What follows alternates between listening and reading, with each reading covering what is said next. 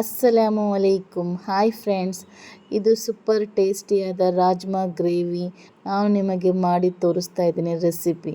ನನ್ನ ವಿಡಿಯೋ ಇಷ್ಟ ಆದರೆ ಒಂದು ಲೈಕ್ ಕೊಡಿ, ಸಬ್ಸ್ಕ್ರೈಬ್ ಮಾಡಿ, ಬೆಲ್ ಬಟನ್ ಒತ್ತಿ, ಶೇರ್ ಮಾಡಿ. ಫುಲ್ ವಿಡಿಯೋ ನೋಡಿ, ವಿಡಿಯೋ ಸ್ಕಿಪ್ ಮಾಡಬೇಡಿ.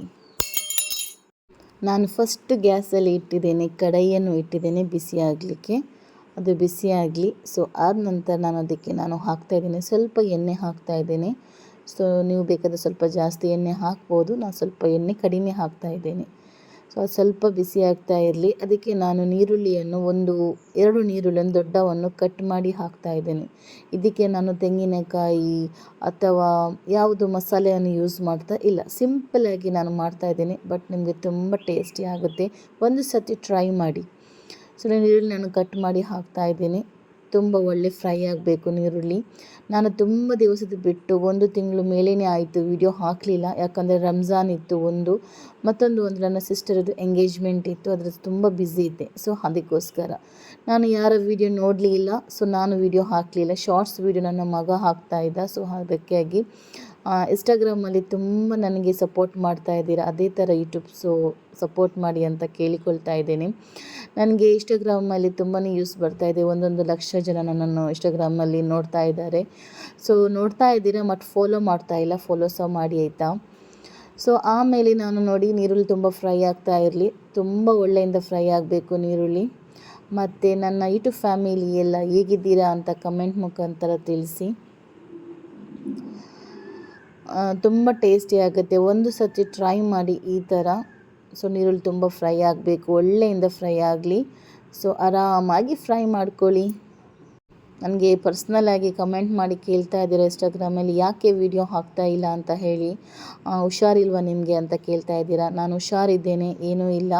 ಸೊ ಸ್ವಲ್ಪ ಬ್ಯುಸಿ ಇದ್ದೆ, ಮತ್ತು ಏನು ಅಂತ ಗೊತ್ತಿಲ್ಲ, ಸ್ವಲ್ಪ ವೀಡಿಯೋ ಆಗಲಿಕ್ಕೇನು ಸುಸ್ತು ಆಗ್ತಾ ಇತ್ತು ನೋಡಿ. ನಾನು ಇಷ್ಟು ಫ್ರೈ ಆಗುವಾಗ ಅದನ್ನು ಸ್ವಲ್ಪ ನೀರುಳ್ಳಿ ನಾನು ತೆಗೆದು ಒಂದು ಪ್ಲೇಟಲ್ಲಿ ಸಪ್ರೇಟಾಗಿ ಇಡ್ತಾ ಇದ್ದೇನೆ. ಅದು ನಾವು ಸಣ್ಣಾಗಿ ರುಬ್ಕೊಳ್ಬೇಕು. ಮತ್ತೆ ನಿಮಗೆ ನಾನು ತೋರಿಸ್ತೇನೆ. ಸ್ವಲ್ಪ ನೀರುಳ್ಳಿ ನಾನು ತೆಗೆದಿದ್ದೇನೆ, ಅಂದರೆ 2 ನೀರುಳ್ಳಿ ಹಾಕಿದ್ದೆ ದೊಡ್ಡ, ಅದರಲ್ಲಿ 1 ನೀರುಳ್ಳಿ ಅಷ್ಟು ತೆಗೆದಿದ್ದೇನೆ, 1 ನೀರುಳ್ಳಿ ಫ್ರೈ ಮಾಡಲಿಕ್ಕೆ ಇಟ್ಟಿದ್ದೇನೆ. ಈಗ ನಾನು ಗರಂ ಮಸಾಲ ಹಾಕ್ತಾಯಿದ್ದೇನೆ. 1 ಗರಂ ಮಸಾಲ ಎಲೆ, ನೀವು ಬೇಕಾದರೆ ಪೌಡ್ರ್ ಯೂಸ್ ಮಾಡ್ಬೋದು, ಬಟ್ ನಾನು ಪೌಡ್ರ್ ಯೂಸ್ ಮಾಡ್ತಾ ಇಲ್ಲ, ಇಡೀ ಹಾಕ್ತಾ ಇದ್ದೇನೆ. ಫಸ್ಟ್ ಇಡೀ ಹಾಕಿದರೆ ತುಂಬ ಟೇಸ್ಟಿ ಆಗುತ್ತೆ. ಸೊ ಆಮೇಲೆ ನಾನು ಹಾಕ್ತಿದ್ದೇನೆ ಒಂದು ಚಿಕ್ಕದು ಕೆತ್ತೆ, ಸ್ಟಾರ್, ಲವಂಗ ಎಲ್ಲ ಹಾಕ್ತಾಯಿದ್ದೇನೆ.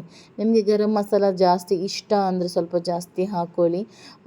ನಮ್ಮ ಮನೆಯಲ್ಲಿ ಸ್ವಲ್ಪ ಗರಂ ಮಸಾಲೆ ಸ್ಮೆಲ್ಗೆ ಸ್ವಲ್ಪ ಇಷ್ಟ ಇಲ್ಲ, ಅದಕ್ಕೋಸ್ಕರ ಸ್ವಲ್ಪ ನಾನು ಕಡಿಮೆ ಹಾಕ್ತಾಯಿದ್ದೇನೆ. ಒಬ್ಬೊಬ್ಬರಿಗೆ ಗರಂ ಮಸಾಲೆ ಸ್ಮೆಲ್ ತುಂಬ ಇಷ್ಟ ಇರುತ್ತೆ, ಅಂಥವ್ರು ಸ್ವಲ್ಪ ಜಾಸ್ತಿ ಹಾಕ್ಕೊಳ್ಬೋದು. ನನ್ನ ಓಲ್ಡು ಸಬ್ಸ್ಕ್ರೈಬರ್ಗೆ ಗೊತ್ತಿರ್ಬೋದು, ನಾನು ಯಾವಾಗಲೂ ಗರಂ ಮಸಾಲೆ ಹಾಕುವಾಗ ಈ ಮಾತನ್ನು ಹೇಳ್ತಾ ಇರ್ತೇನೆ, ನೀವು ಸಬ್ಸ್ಕ್ರೈಬ್ಗೆ ಗೊತ್ತಿರಲ್ಲ. ಸೊ ಆಮೇಲೆ ನಾನು 2 ಟೊಮೆಟೊನು ಸಣ್ಣಾಗಿ ರುಬ್ಕೊಂಡಿದ್ದೇನೆ. ಅದಕ್ಕೆ ನಾನು ಸ್ವಲ್ಪ ಶುಂಠಿ ಮತ್ತು ಬೆಳ್ಳುಳ್ಳಿ ಸಹ ಹಾಕ್ಕೊಂಡಿದ್ದೇನೆ. ನಿಮ್ಮ ಹತ್ರ ಜಿಂಜರ್ ಪೇಸ್ಟ್ ಬೇರೆ ಸಪ್ರೇಟ್ ಇದ್ದರೆ ಸಪ್ರೇಟ್ ಹಾಕ್ಕೊಳ್ಬೋದು, ನನ್ನ ಹತ್ರ ಇರಲಿಲ್ಲ. ಸೊ ಅದಕ್ಕೋಸ್ಕರ ನಾನು ಟೊಮೆಟೊನೇ ರುಬ್ಬುವಾಗನೇ ಹಾಕಿದ್ದೆ, ಬೆಳ್ಳುಳ್ಳಿ ಮತ್ತು ಶುಂಠಿ, ಕಾಯಿ ಮೆಣಸು ಹಾಕಲಿಲ್ಲ. ಸೊ 2 ನಾನು ಹಾಕಿದ್ದೇನೆ. ಇದು ನಾವು ಹಸಿ ವಾಸನೆ ಹೋಗುವ ತನಕ ಫ್ರೈ ಮಾಡಬೇಕು, ಕಲರ್ ಚೇಂಜ್ ಆಗುತ್ತೆ ಅಷ್ಟು ತನಕ ಫ್ರೈ ಮಾಡ್ಕೊಳ್ಳಿ.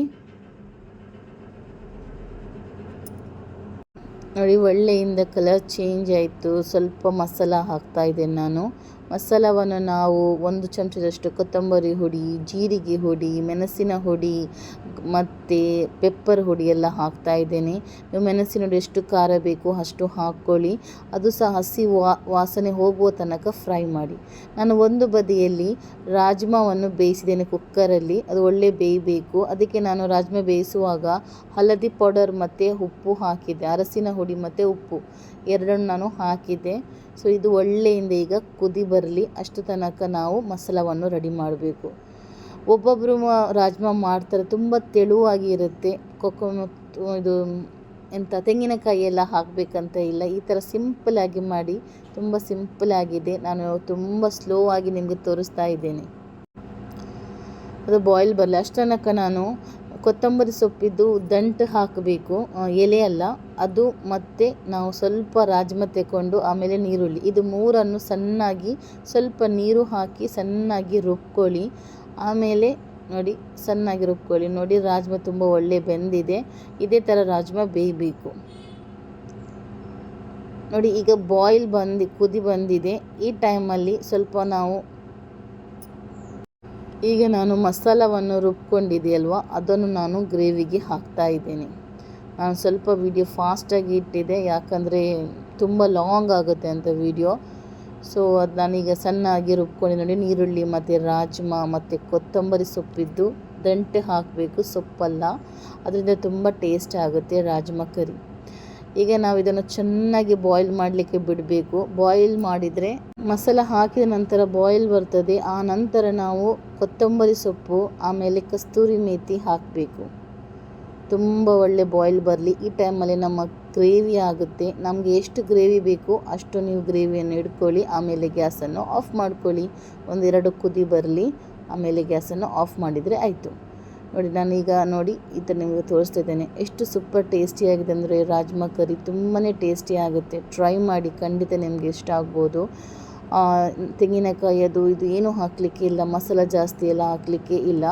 ಇದು ನಾನು ಜೀರಾ ರೈಸ್ ಮಾಡಿದರೆ ತುಂಬ ಟೇಸ್ಟಿ ಆಗುತ್ತೆ. ನಾನು ಜೀರಾ ರೈಸ್ ಮಾಡಲಿಲ್ಲ, ನಾರ್ಮಲ್ ರೈಸ್. ಆಮೇಲೆ ನಾನು ಮೊಸರಿಗೆ ಕಾಯಿ ಮೆಣಸು ಒಣಗಿಸಿ ಅದನ್ನು ಫ್ರೈ ಮಾಡಿದ್ದೇನೆ.